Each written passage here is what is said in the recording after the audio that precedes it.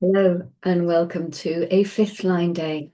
We're exploring the lines of gate 41, which is the gate of decrease, the gate of contraction, the start codon, and the energy that brings in the rave new year. And we're in the fifth line, which is called authorization. So the first line always gives us the essential truth of a hexagram. And the fifth line is always how that hexagram is perceived by the world, by society. We know that when we are dealing with the structure of a hexagram, we're dealing with the resonance within a hexagram. It's like the music of the hexagram, music that is within the hexagram. So the first line is in a resonance to the fourth line, the second line with the fifth line, and the third line with the sixth.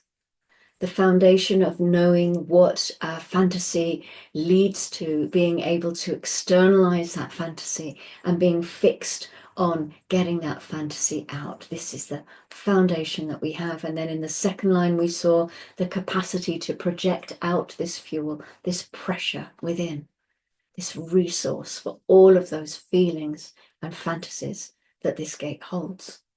When we get to the fifth line, we come to someone who is automatically going to have it projected onto them that they have this resource, that they have the feeling, that they have the fantasy. I know that person will go along with me. I know they have the same feeling that I have. This is projected onto them. And of course they may, and they may not. Think about this in evolutionary terms. This is the stage of our evolutionary process that we're in right now. We have given authority, we have projected authority onto this essential process of experience. From the moment that we entered into this stage of our development, we have had more experiences than we could ever possibly imagine. Never had this many experiences before this time that we are in now. The 20th century was full of more human experiences than had ever existed in the whole history of the planet up until that point. We have given authority to the experiential way. This is what it is to be human. We go out after this and that. We go off to Mars, we go to the stars, we go to the bottom of the ocean. We go somewhere different for coffee. It doesn't also have to be that big. But what we're aiming for, of course, is to shake hands with God. We want that ultimate experience of really doing that one thing, that final experience that's going to trump all other experiences. The lifetime learning is the external recognition of one's potential despite limitations. So think about the nature of what it is to have any root gate that has no natural outlet. You have a powerful motor with all of the essential fuel, all of the essential resource material, just waiting for that opportunity, waiting within the limitation of only being a fuel. Do not attribute awareness to any of these root gates. They are not aware. They are fuel. They're pressure. And fuel is not a potential. In this stream, the 30 is the potential. The 36 is the possibility, and the manifestation does not come until you get all the way up to progress in the throat in gate 35. The 41 is the fuel. There is a lot of limitation in just having the fantasy or just having the resources of the feeling, because you may never get them out. The 41.5 has a greater chance to release their feelings and fantasies than anybody else on earth, because everybody is already ready to project on them that they have the feeling, that they have the fantasy. So these people are always at risk because they can end up just firing rockets. Everybody comes up to them and says, "Aha, I know you want to do this with me. Let me provide you with the potential, okay?" And then all of a sudden they've got that outlet. And it's very difficult not to want to push it out, regardless of whether it is the correct outlet or not. Notice the language of this lifetime learning line, the external recognition. It's a classic example of the fifth line general heretic. It's the external recognition that comes.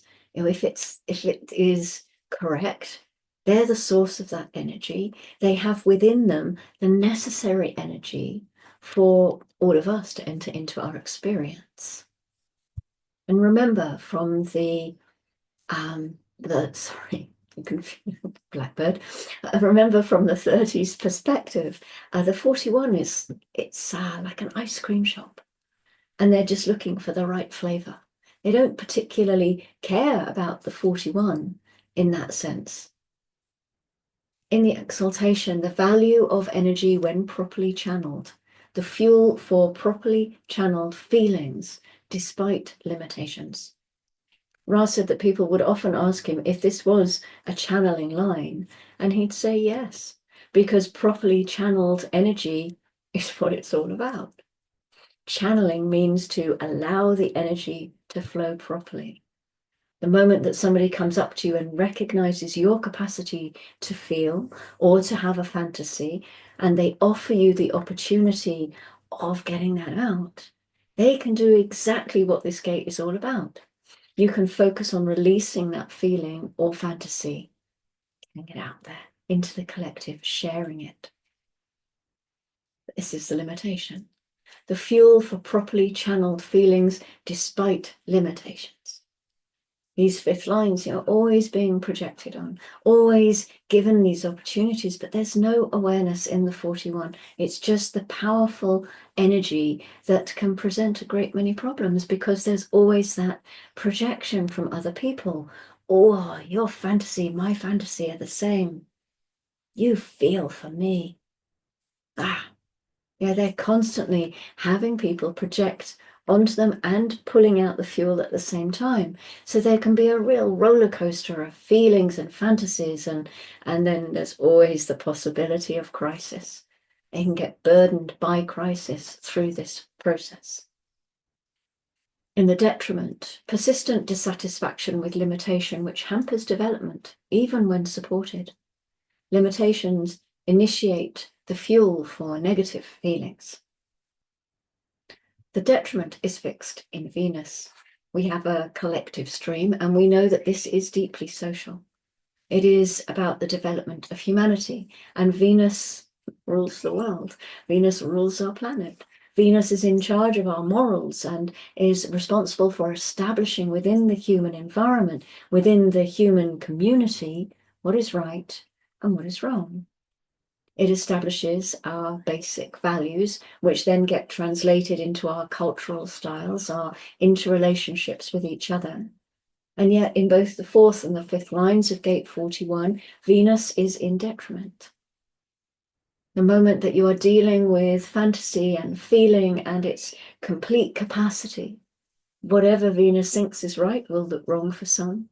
Whatever Venus sees is wrong, well, the stream's going to think it's okay. Someone there will feel it's okay. And the stream will look for something else anyway, because it always wants the new experience. So in other words, the basic values always get broken in this process.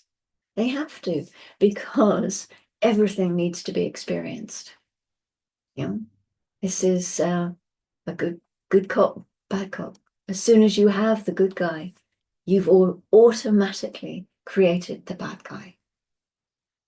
Everything about the 41.5 is about the pressure that comes from the outside, and it's extreme.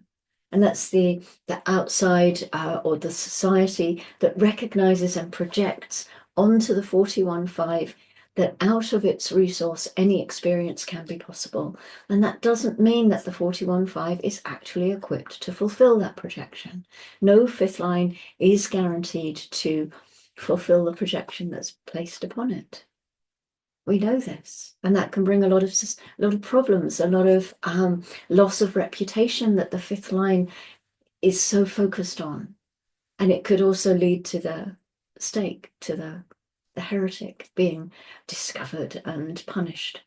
And so with the resonance to the second line, there is that echo that comes through of discernment that the fifth line can actually tap into.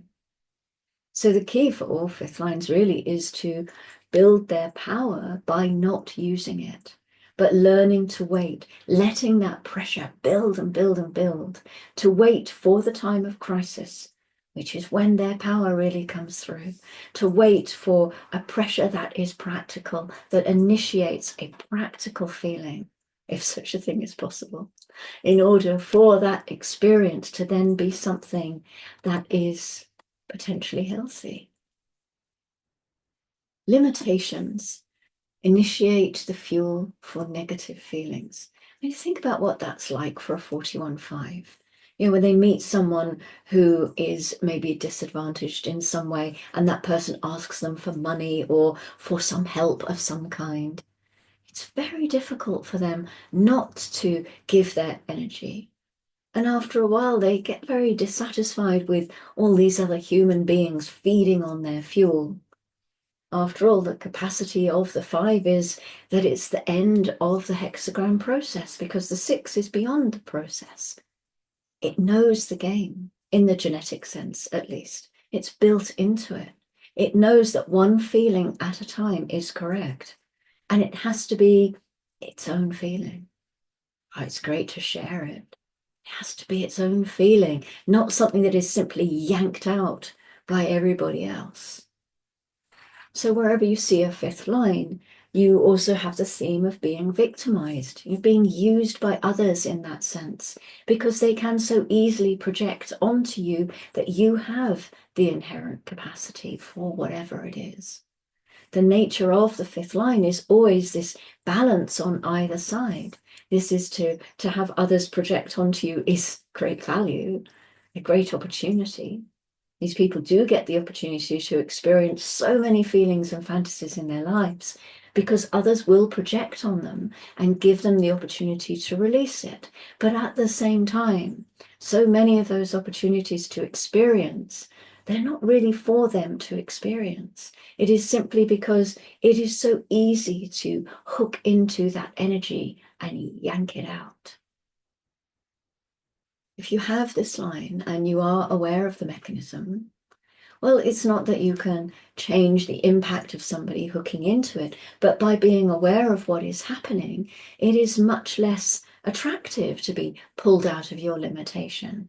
This is the whole thing about having energy. I have a defined ego. I will offer my willpower sometimes to others, but not always. Well, before I became aware of my energy, I was always empowering everybody around me with my will. I don't do that anymore. It is not something that I trained myself not to do, but it's a byproduct of being aware of my own nature. It's one of those things that comes with the recognition of mechanics. Likewise with this 41-5, becoming aware of when people are yanking on my fantasy. It's like, my fantasy, go away, and find someone else, The other thing that we always have as a footnote to any of these discussions, to any of these aspects, any of these lines, they can only be seen within the context of your entire design.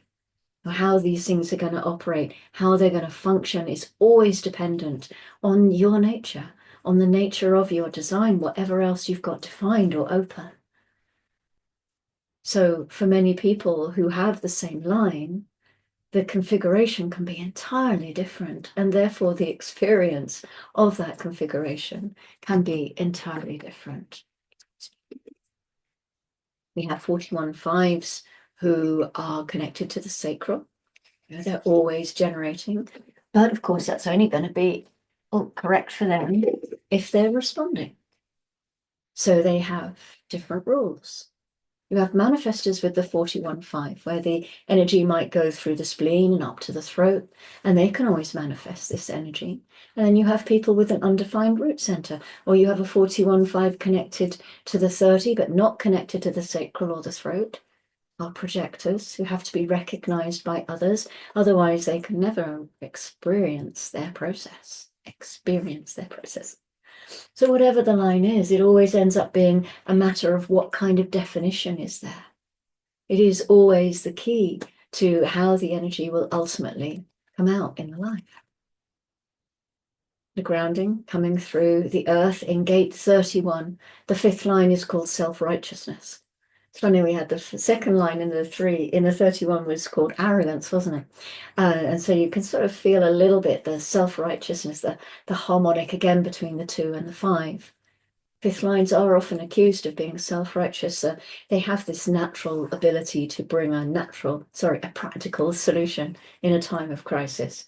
And they could carry this energy, especially if they haven't been called out for their solution. Perhaps the grounding is a kind of warning in a way, something to pay attention to be aware of. Don't throw your pearls before swine. Wait. Wait for the crisis, wait for the call. Mercury moves into gate 60 at 2051, sharing space with Pluto there. This is the gate of limitation and acceptance. It's part of the format channel for the individual process. We know quite a lot about 60. We've just come from it in terms of the sun's transit. But it is literally bringing the energy of mutation to the entire design. And all the other keynotes, of course, will be here that we attribute to individuality.